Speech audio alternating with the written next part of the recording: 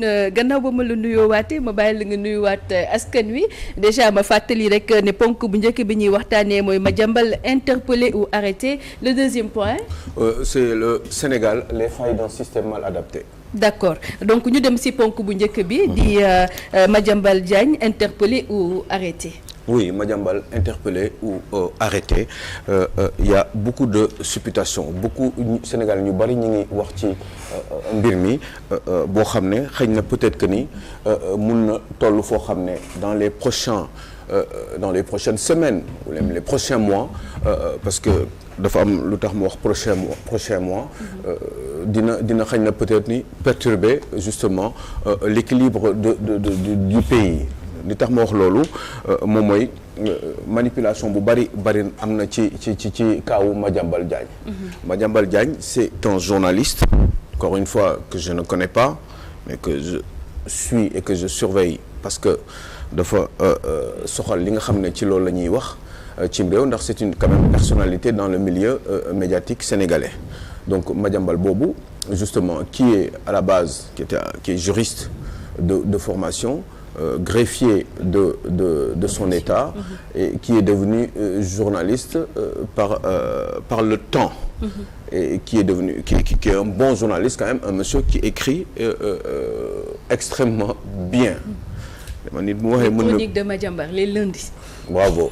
donc parce que mu waxee nit ba mën na rek mën na sa bopp kay laa xamul waaye nit ku mën moom mën naa ko xàmmee. donc Madiambal bi nga xam ne il est devenu ci parcours am aussi un homme d'affaires. Un homme d'affaires boo xam ne doon yëngatu ci ay suuf yëngatu ci ay en tant qu'entrepreneur le bâtiment et cetera et qui apparemment a eu beaucoup d'influence dans les milieux politiques en tout cas les pouvoirs qui se sont succédés depuis Abdoulaye Wade. Même bu fekkee ni am na un itinéraire assez perturbé parce que il a été quand même un moment il y a eu des bisbilles avec le régime d'Abdoulaye Wade il a été emprisonné etc qui a eu beaucoup de problèmes avec le milieu politique en tout cas l'État et donc Madiambal Diagne boobu justement au fur et à mesure du temps en tant que journaliste il est devenu un homme d'affaires quand même influent parce que d'abord milieu communication bi mu nekk am ci influence joué na beaucoup il a dû certainement s'enrichir parce que il en a la liberté tant que il peut le faire par voie légale Madiambal Diagne boobu effectivement moom moo aussi continuer di am ay problèmes ak le régime de Pastef depuis 2024 parce que sans doute quand il était aux côtés justement enfin en tout cas proche du pouvoir bi nga xam ne moom moo jiitu woon mooy pouvoir u Macky Sall moo jiitu woon pouvoir Pastef bi nekk nii tey jii nii Madiambal Diagne boobu effectivement coow gi bari woon na trop parce que ñi nga xam ne dañu nekk tey ci nguur gi dañu gëm ni surtout seen leader muy Ousmane Sonko dañu gëm ni Madiambal Diagne dafa ay dóorkat la waaw dóorkat la te c'est un homme boo xam ne dafay c'est un monsieur daal boo xam ne dafa am ci ay yoon yu muy jaar pour profiter ci métier de journalisme pour gagner beaucoup d'argent yaa ngi fàttaliku Ousmane Sonko yi mu ko daan traité ak échange yi mu doon am entre moom ak Madiambal Diagne parce que sans doute Madiambal Diagne était très proche du régime de Macky Sall surtout qu'à la fin il est devenu un homme politique puisque dafa adhéré woon ci mouvement wu Amadou Ba boobu nga xam ne moom moo demoon ci élection législative yi Madiambal Diagne boobu nag coow gi bari woon na ba doon ay altercation entre moom ak le régime de Ousmane Sonko c'est vrai que wax nañu waxu suuf yu bëree bëri des fois à titre privé des fois par rapport ak l'État ci ay yenn marché yi notamment Ellipse Project une société turque boobu nga xam ne di nga am dafa lëkkaloo woon ak moom c'est turque peut-être même française parce que ki ko jiite tubaab la français la woon donc affaire de commission amoon ci coow gi bari ñu ko doon menacé de l'arrêter moom it aussi avec ses réseaux il a compris que ni peut-être que am na yoo xam ne xëy na mën na dal ci kawam te xëy na peut-être après day nekk dans une position de faiblesse il s'est débrouillé le jour il a compris que qu'il en arrivait à la solution finale par rapport ak nguur gi maanaam dañ ko doon arrêté il s'est débrouillé pour sortir du territoire léegi nag Mariama Diallo bi mu demee ba yegg ñu wax ni moom mi ngi bitim réew mi ngi France ba toogee nag dëgg yàlla l'État du Sénégal dafa peaufiner un mandat d'arrêt international mandat d'arrêt boobu nag démb moo def ba nga xam ne justement parce que logique pour logique à un moment donné boo defee demander mandat d'arrêt international ci benn réew eh ben réew boobu day këyit bi da koy xool. après bu ñu vérifier ndax nit kaa ngi ci biir kii bi nit kaa ngi ci dëkk bi eh ben en temps utile ñoom ñooy xool seen rythme ñooy woo nit ki pour mu ñëw wuy si leen pour joxe ay version am ak ses avocats loolu nag moo am démb mais dafa mel ni il y a 2 jours dafa coow bi bari woon na trop ñu naan Madiambal arrêté. Bon maintenant moo tax ma doon wax bëgg a expliquer Sénégalais yi lan mooy la différence entre arrêter et interpeller. Cheikh Tidiane Gomis mën naa la interpeller pour nga ñëw wuy si ma parce que tout simplement eh ben voilà mais quand je vous arrête c'est parce que dama la doon wër da nga réeroon ma lay wër ba gis la arrêté la loolu mooy tax ñu naan arrêté ki ñuy arrêté mooy ki ñu doon wër ba jàpp ko. donc là il y a une différence et il s'est trouvé que ni effectivement ñëpp xamoon nañ ni Madiambal mi ngi France que wax na déclaré na ni moom mi ngi biir France ndax wax na ko Sénégal wax te waa France yëg nañ ko aussi certainement moom moo ko déclaré donc xam naa ni ñoom bi ñu xoolee këyit yi ba seen heure jot ñu woo Madiambal ne ko mu ñëw wuy si ak ay avocats am ñu déglu ko et puis mettre ko sous contrôle judiciaire pour continuer à suivre justement kii bi demande boobu pour xam ndax toutes les conditions sont remplies pour mën ko extrader maanaam tontu ci li nga xam ne moom la ko Sénégal laaj extradition nag évidemment duñ dugg ci ay détails parce que du fi mës a xaj mais bu ñu lay extrader dans les pays où effectivement les droits de l'homme sont valorisés dëkk yooyu kenn du la yeewu suba teel rek di la sànni noonu ci benn réew parce que réew bi dafa demander pour ñu indi la mandat d'arrêt boobu donc réew yi du ñu defee noonu dañuy jël seen temps xool ndax toutes les conditions sont réunies pour ñu mën ko yóbbu en général pardon Cheikh Tidiane Gomis. waaw xam nga yàlla bu la yàlla dog. dama lay dëggal rek ci li ngay topp di wax. Les mots ont leur sens. dégg nga lu tax may wax loolu c'est vrai. Première information bi ñu njëkk a jot. moo boobu moo am arrêté. et c'est pas bien. moo am et man je dis que képp kuy jàng journalisme dañ la koy jàngal. mooy dañ lay wax lan mooy. recoupement voilà dégg nga loolu la recoupement. pour nga xam balaa ngay utiliser yenn mots yi. ok dégg nga comme par exemple je donne un exemple limogé. dégg nga limogé dégg nga il faut que xam nga nit mën na génne postam. fekk moom moo. maanaam moo démission xam nga démissionné ak limogé bokkul. xam nga yooyu laay wax il faut que tamit quand ma xalaat léegi gars yi de xëccoo bi dafa am. scoop bi gaaw a scoop gaaw a kii mais même sax booy gaaw sax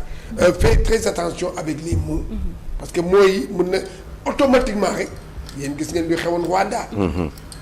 ci rajo de kii. 2000 collines waaw 2000 collines wax la rek. wax bu dem la rek tëf affaire bi wax mën na indi kii loolu tax booy wax da ngay xoolaat mots yi nga kii ko et loolu la parce que au début loolu yow man bi ma njëkkee jot information bi ma njëkk a gis arrêté laa dem c'est ça arrêté à Paris boobu laa njëkk a gis ma toogaa ba si àgg boo nekk avec dem c'est après laa gis ne dégg nga interpellé boobu mu am nag ñu bind interpellé. mais foofu tamit Cheikh y a trop de manipulation parce que am na ñoo xamante ne dañ ko arrêté am na ñoo xamante ne nee nañ ñoom dañ ko li am mooy dañ ko interpellé mais am nañ ñu bëri ñoo xamante ne nee nañ même interpellé wuñ ko sax moom moo yóbbu boppam. voilà waaw. xam nga juste pour te dire que y a trop de manipulation dans cette affaire ku nekk day xëcc jëmale sa côté mais li am je crois mooy que ni dañ kaa interpellé mu dem. bon li nga wax tam dégg naa ko. bien sûr peut-être moom mii nga xam mooy def actualité moom kii ko dégg naa ne que moom moo dem présenté wu de son propre gré. non je ne pense pas. moom moo dem présenté wu ne man ñëw naa ñii nangam. yooyu yëpp je ne pense pas ñu bàyyi ko mu àgg. non mais kii doo yóbbu sa bopp. nit mënoo jóg Cheikh Tidiane Gomis yow suba teel. dem tribunal ne leen maa ngi nii et cetera te woowuñu la. yow dañu naan lan nga fiy def. xam nga c'est ridicule quand même nañu expliquer man bu gisee may wax nii yëpp poser question yi interpeller ou arrêter dama bëgg parce que je n'aime pas la manipulation et je veux tout le temps que les choses soient claires. Même bu fekkee ne ci li may expliquer sax des fois mun naa si juum mais en tout cas j'essaie de l'éviter autant que c'est possible et puis di wax dëgg sénégalais yi mënoo jóg di dem yóbbu sa bopp loolu mënul nekk évidemment yaa jël sa oto ànd ak say avocat dem mais demuloo parce que daf la neex rek nga dem c'est parce que dañ laa woo woo bi nag li ko waral mooy mandat d'arrêt international boobu nga xam ne justice française daf ko jot bi mu ko jotee aussi ñoom dañuy xool après en temps utile ñoom heure bu leen neex ñu convoqué la et puis nga ñëw interpeller sens boobu la boo ñëwee nag ngeen expliquer après ñoom ñu xool li ñu war a def léegi nag ñoom ci seen conclusion pour le moment provisoirement li ñu def moom mooy ne ko dañ la mettre sous contrôle judiciaire nag ku ñu ko def mooy contrôle judiciaire dafa am lu ñuy saytu ci këyit yi pour xam ndax mën nañu tontu favorablement ci demande boobu Sénégal demandé waaw wala déet amul leneen. te ñu sàkk ko extradition bi le 28 octobre bi ñu nekk. jeex na tàkk xam nga loolu bu xasee ba am bu ñu ko demandé ñoom dañ ciy tontu waaye comme ni ma la ko waxee xam nga dañu nekk dans des pays yoo xam ne droits de l'homme droits humains dañ ko faratal trop te du ñu jël ay doomu jàmbur ni rek di leen sànni ci ay réew. le cas de Doro Gueye boobu tamit après xëy na sax mun naa ci ñëw parce que c'est Doro am na mandat d'arrêt international mais ba léegi lu tax waxuñu ci waxu Doro ba tey waaw et puis Ousmane Sonko est-ce que mës nga dajeek Doro Gueye wala déet avant muy dem xam nga c'est terrible il faut qu'on arrête question là damay laajte rek waaw et en général je ne pose jamais les questions de manière anodine comprendre nga donc il y a benn jeu boo xam ne mi ngi am dans le système politique sénégalais ce n'est pas bon pour les Sénégalais et je reviens juste pour dire sur le cas de Madiambal que ni il faudrait qu'on fasse extrêmement attention yii ni cas yi mel nii mën a toog ay ñaari at duñ la jël duñ la yóbbu parce que li ñuy saytu ñoom li ñuy jël seen temps saytu ko te dafa am ay critères yoo xam ne mooy tax ñu def extradition nit ki par exemple bu fekkee dafa nekk en danger li ci gën a am solo ci critères yooyu bu nekkee en danger pour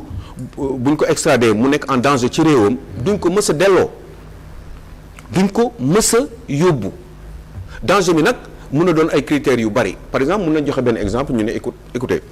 par exemple ces avocats mun na ñëw yow ñu ne écoutez ki nga xam ne moom mooy yor juge bi nga xam ne moom mooy yor dossier bi mun na leen ne mais écoutez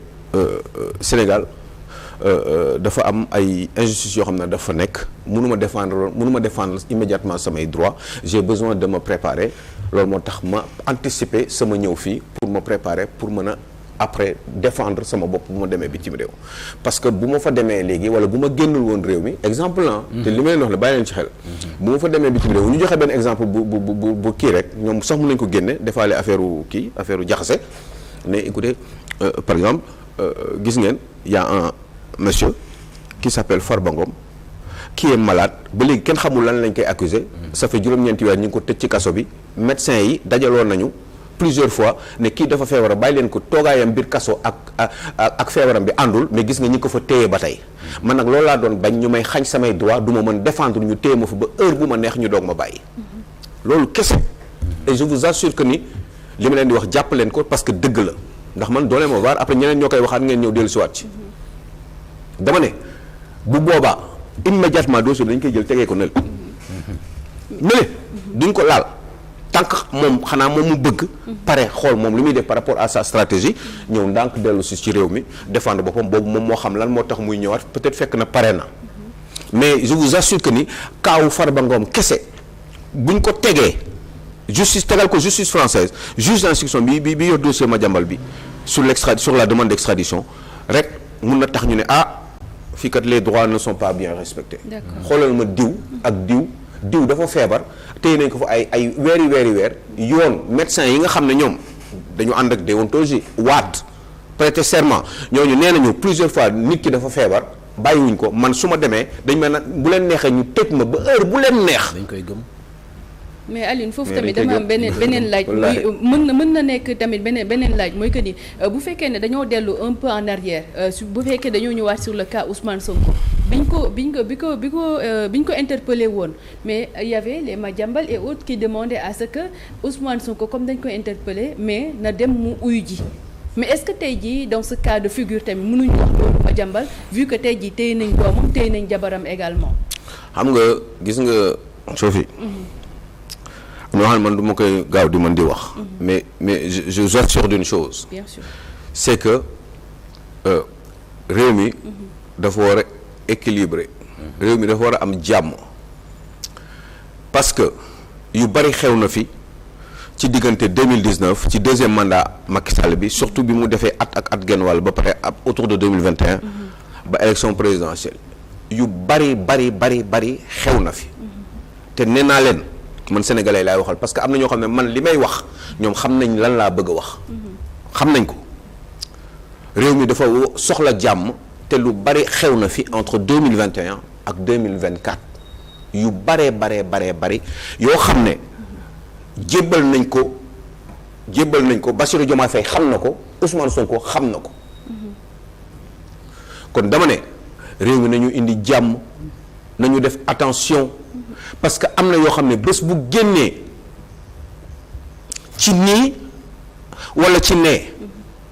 Sénégal mun na peut-être que dañu rëccu li taxoon coow yi yëpp am nañu def extrêmement attention. Madiambal était au cœur du système. Bien sûr. Madiambal presque lépp lu Macky Sall xam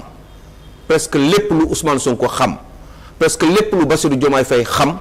entre autres Mame Mbaye Niang et cetera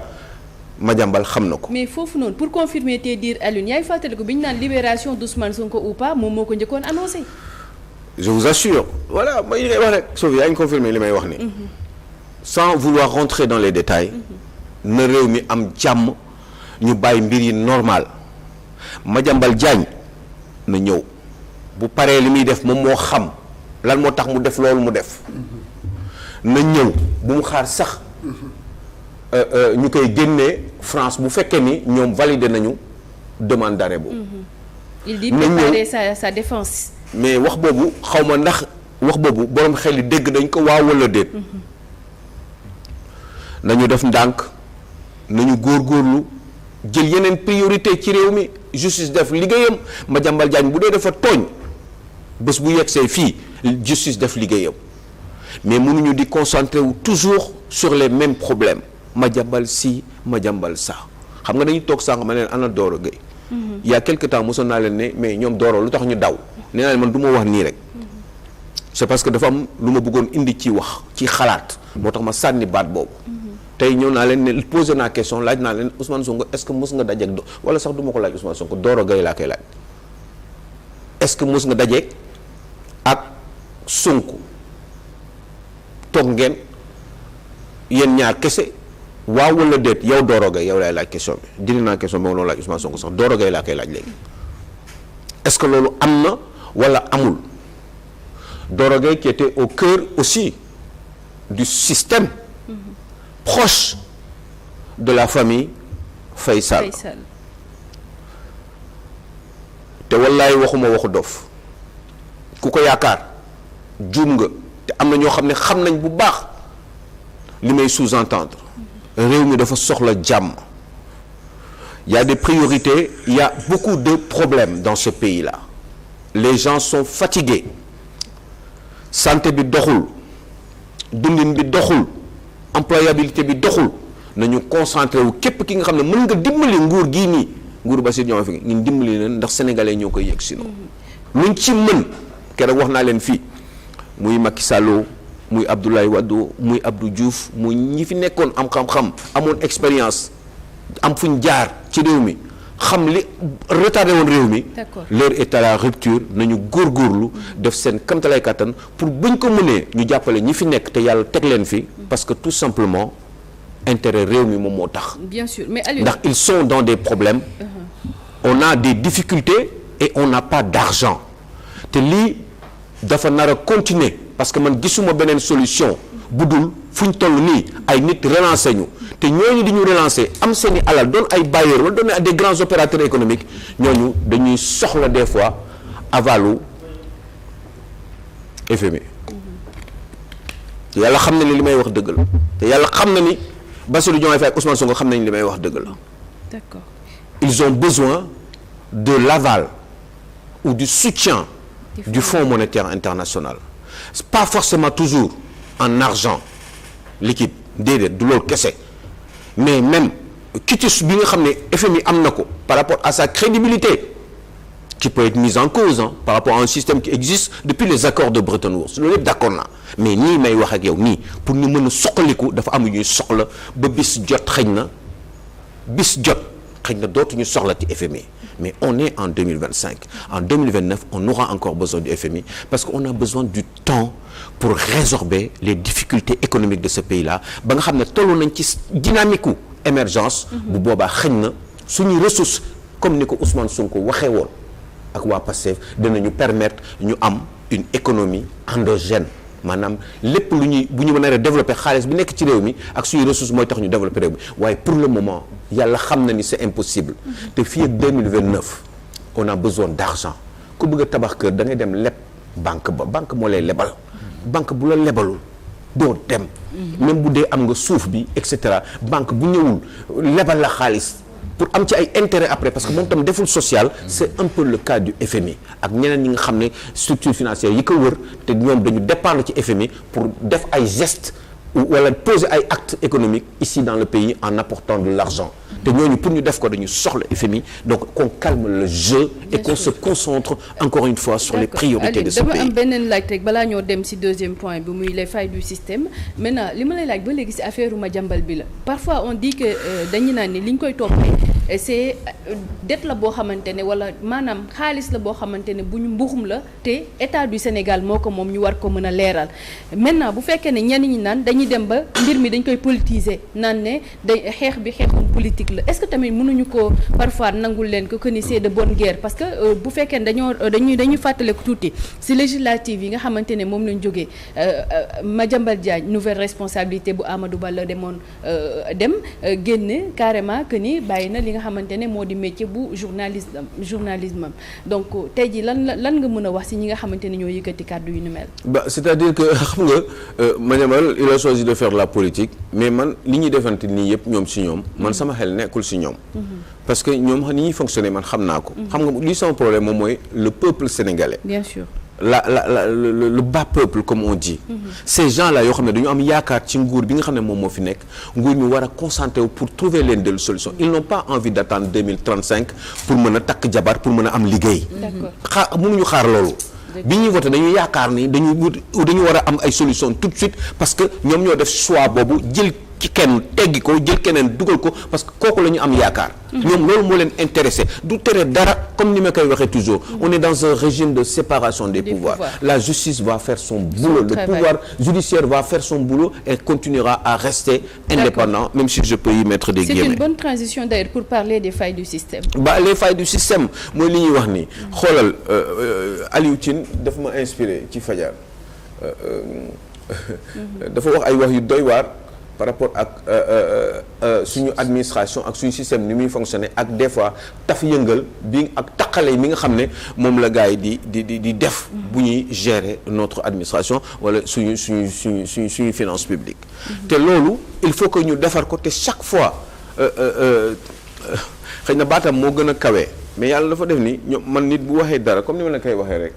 ka ou pas matadem nit bu waxee dara loo xam ne di nga moom dama si daan yuuxu xëy na peut-être que je l'ai mal dit wala peut-être xëy na sama baat moo gën a suufee baatu Aliou Tine mais j'ai toujours parlé du fonctionnement et de l'organisation de l'administration au Sénégal j'ai toujours dit que ni affaire bi doxul que ay corruption yi am ak sàcc yeeg ay taf yëngal yi am dóor beeg et cetera yooyu yëpp c'est parce que administration bi ni mu tëddee la te ni mu tëddee 1960 ba tey moom la tëddee kilifa yi jiite administration ñoom ñooy yor réew mi ñooy décider ñooy organiser ñooy waxtaan ak ñoom ak certains opérateurs économiques influents dans ce pays là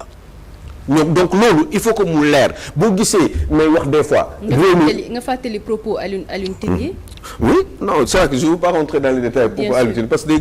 gën a gudd. mais ñi dégg nañu véritablement li Alioune Tine wax yëpp mooy les failles du système bi moo doxul administration bi moom moo doxul parce que tout simplement boo gisee doxul parce que ay njuuj njaaj moo nekk ci biir ba nga xam ne yu baree bari même au niveau de boo nekkee biir état sax tey jii nii par exemple. bu administration doxoon dëgg réew mi dox état bi di dox avec une certaine fluidité tey par exemple bu ñu génnee rapport d'exécution budgétaire du ñu manqué di ci wane li nga xam ne moom la présidence dépensé ak primature ak assemblée nationale nga am un rapport d'exécution budgétaire bu réew bi normaloon fay amul nga am un rapport d'exécution budgétaire rapport boobu nga koy xool xamuloo budget présidence nan lañ ko dépensé xamuloo ci biir rapport bi de loolu kenn mënu ko xalaat ci réew nga xool budget primature musu faa nekk xamuloo lu fa xew nga xool budget assemblée nationale xamuloo ko binduñu ko ci rapport bi rapport boo xam ne officiel la xam nga ni kon faay am na xam nga ni def lu ma neex am na nga xool rapport bi mu administration bi nga xam ne am na fa nekk xaalisu sénégalais ba yaa ko fay mais oui boo jëndee essence ni wala sama salaire mu ci dagg waaw déet mais man bu gën a metti dagg ñu ci dee bu gën a metti mais jaaykatu gerte bi dañuy dagg ci ay ba kii waaw mais kon man bëgg naa xam présidence ak primature ak assemblée ñoom tam lan la ñu dépensé. waaw léegi loolu nekkul ci rapport bi dafa am rapport boo xam Sénégal ñeenti rapport bi d'exécution budgétaire mooy am ci at bi maanaam chaque 3 mois. xam naa waaw léegi rapport bi mujjee génn. dañ doon xaar li nekk ci présidence ni ñu dépensé xaalis bi. waaw defuñu ko xaalis yow sa xaalis la quoi ak man ak Sophie. léegi yow xamuloo ko quoi te loolu yoon moo ko wax parce que démocratie moo tëddee noonu administration war a set ci doxalin. ñu war a mën a am gis-gis bu set ci administration ñu bind lépp leeral ko rapport génn loolu nekku ci exemple la mënoon nañu ci wéré ba midi joxe yeneen exemple waa léegi loolu kese ci yooyu rek ak yeneen exemple ñoo mënoon génnee fii yooyu la Aliou Tine di wax faay bi boo gisee ñu naan wax corruption chaque fois ma leen ni Sénégal déet mais xam nga boo gisee ma lay wax ni mais les gens en ont parlé peut-être amul toole peut-être boo xamante ne waroon na ko am non il préfère wax ay waxu Madiambal waxu keneen waxu machin yooyu noonu. waaw c'est bon loolu laa lay wax. waaw mais ci loolu la ñu waroon insister lan moo tax nekku ci ñu tax def ñu interpeller état bi nguur gi ñëw taxaw ñu wax laaj leen ñu nekk ci nguur gi gouvernement. ñëw taxaw ñu laaj leen mais yéen lan moo tax defuñu ci rapport budgétaire bi d'exécution budgétaire bi sangam ak sangam lu tax feeñu ci parce que suñu xaalis la mais loolu wax duñ ci waxtaan. ñi def rapport ñi ko génne ñoo waxoon ñëw kii point de conférence de presse face à la presse. mais da nga ko ñëme mais yow kan ma ñëme def rapport kan ma def conférence de presse kan moo ko def ñu def rapport bi ñu def rapport dañ leen def loo rek mais boo ko defee dootoo ko defati dañ leen wax li ñu war a def xam nañ ni ci rapport d'exécution budgétaire bi yi fi war a nekk ak li fa manqué waaw léegi bu fa nekk yow la nga si mën waaw léegi ma ne la loolu mooy les failles du système corruption bi am ni maanaam la gars yi Sénégal ay sàcc kese lañ ñoom ñëpp qui se sont succédé parce que da ngay mën a imaginer ay ministres ay DG comme ni ma koy waxee souvent bu ñu yoree ay fonctions 5 ans juróomi at ci yenn poste stratégique yi ils n'ont plus besoin de travailler toute leur vie soxla duñu liggéey waaw léegi loolu boo gisee mu mel noonu ñuy enrichir te kenn mënu leen jàpp c'est parce que y a des failles dans le système parce que système bi bu amul woon faille bul xalaat l'homme est susceptible d'être corrompu ou de corrompre nit day am ay tentation de corruption nit wóorul parce que mun na nekk sa xel des fois mu ñëw ak mu bañ a ñëw des fois nga tiit wala doo tiit waaye bu la mbir yi yombee bul xalaat ni tubaab bi dañu bëggul des fois di sàcc wala yooyu wala di corrompre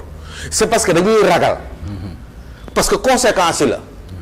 mais fii ngay gis un fonctionnaire bu nekk milliardaire kenn du ñeme wax loolu mënoo ko imaginer dans certains pays c'est impossible fonctionnaire ngay nekk milliardaire ba pare ñu la koy justifier waaye léegi man loolu bu système bi doxoon normalement bu amoon ay failles mais kenn waxatu ko dañ leen di lire li Aliou Tine wax c'est extraordinaire boo amoon ay système bu amoon ay failles kon lii kenn du ko waxati. waaye lire nit ñi day jaar comme yoon yow même boo ñëwee sax nekk président nga remplacer ko. wala yow nga nekk premier ministre nga remplacer ki fi nekkoon. yow sa bopp yow tey jii nii xam nga sa exemple bu gaaw rek. nguuru Bassirou Diomaye Faye dañu ñëw salaamaaleykum maaleykum salaam ñu def ñaari weer ñetti weer problème am ONAS. ak Azer Cheikh Dieng ne lii la ak Azer Cheikh Dieng ne lii baaxul directeur bi ñu doon doog a nommé bokkoon ci seen coalition. Cheikh Dieng ne dama bëgg yoon woo ma expliquer lan moo tax man maa am raison ci ñii ma dàq. def conférence de presse. def conférence de presse tontu wuñ ko ci fay nguur bu doxoon dëgg Jean-Pierre Sène Azer même bu amee tort wala mu am raison premier ministre comme nekk lañ ci séparation des pouvoirs warul taxaw di yëkkati loxoom naan ko yow yaa wax dëgg. problème bu amoon dëgg fay bu amoon ci administration premier ministre du jël benn xale ñu moo tooñ wala tooñul dafa feebar wala feebarul mu am problème ak justice premier ministre ak influence bu mu mën a am président bi pesante mu dem di ko seeti avant ñuy décider avant juge bi di décider ci sooru xale boobu mu dem di ko seeti ci kaso bi donc faay système bi dafa am ay faay doxul te loolu nag il faut que ñu lijjanti ko te loolu lijjanti ko wax dëgg yàlla at ak genn wàll noonu nga ko lijjanti d'accord juróom benn weer doyoon na Alioune tribune li mu bind am na solo waaye Walf Quotidien également li ñu bind am na solo trop sur la situation des Sénégalais nga xamante ne mënatuñoo qui n'arrive plus à joindre léegi lekkoo naanoo yaa ngi am ay problème yi gën a ñu léegi nag ci li nga yor ñu ne ci taxé waat encore de l'argent di la en fait di la mucc la waaw di la mucc ma xool Walf Quotidien bi vous vous rendez compte est-ce que vous trouvez que c'est normal alors que FMI pare woon na pour jox ñu 1,8 milliard ay waxu kasaw ak werante ay xuloo dëggalaat bu dëgg ay det caché ak machin moo tax ba léegi joxuñu ñu ko parce que dañu ne kon yéen di ngeen di ay dóorkat ngeen d'accord xaalis bi ñu la woon jox nag xaaral ñu xoolaat nag tëggaat mbir yi nag xoolaat ko mais lijjanti ko sax d'accord si suuf après boo paree nga wax nga muus parce que ñu li ñu intéressé mooy récupérer xaalis parce que tey jii nii da nga daan wax ni soxlawu leen gaañ soxlawu leen waaji FMI soxlawu leen ko mais FMI boobu tey jii nii anam du moom président nee na FMI gaaw dañu yàkkamti te da ngeen waxoon bi nga nekk ci soxlawu leen ko mais moment bi ngeen waxoon da ngeen ne li ngeen wax du nekk du dëgg waaye boobu nag wax dëgg yàlla jërëjëf ma si mere nañ ma ci mais tey jii nii li ma doon wax démb bu nekk neen di ngeen wax mënul nekk dañu soxla pour le moment FMI dans 20 ans xaw ma mais ñun dañ ko soxla parce que am yoo xam dañ ko soxla pour liggéey dañu soxla xaalis boo bëggee tabax boo bëggee def ay affaire bëgg entreprise da ngay leb banque xaalis d'accord mais dama waaw banque boobu nag bu ñu da nga am problème moom wala patron banque bi wax dëgg yàlla Aliou waxtu bi moo xoj mais li ngay wax c'est important mais damaa bëgg sénégalais yi ñu dem jënd ji Walf Quotidien nga xamante ne 200 rek lay jar meilleur quotidien d'information du nuyu ñoom ñi nga xamante ne ñoom ñoo ko sekk ñoom tonton Daouda tey li ñu xëyee bokk na ci multiplication des taxes l'État presse les contribuables mooy li Aliou Sow doon wax léegi donc franchement ñu ngi rafetlu liggéey bu am solo merci Bintou Fall ci complicité technique bi ñu lay jaajëfal bu baax waaye di sant di jaajëfal également ki nga xamante ne moo di Aliou Sow ma bàyyi la nga tàggatoo. di sant bu baax sama yaay Henriette. nekk fële ci Alfortville en région parisienne ma petite sœur Néné aussi à Créteil et puis naturellement mes filles entre la Suisse Bâle Hélène et puis Awa Sow nekk fële ca collège université à Londres. voilà di leen sant bu baax a baax et puis mon fils aussi Mohamed. di leen sant bu baax kontaan di ziar maman. Ndeye Thiam nekk fële ca Thiès di ko ziar bu wér di ko sant di ko ñaan yàlla mu gudd fan et puis am beaucoup de bonheur dans son entourage familial leen sant bu baax a baax parce que leen mendi sama goro nekk fële ca Rufisque cité imprimerie maa ngi lay masaw bu baax a baax di la ñaan yàlla may la kàttan ba nga mën a am doole ci sa disparition jëkkër bi il y a 6 mois mon cousin Louis Ndione voilà di leen sant bu baax a baax yow ak say doom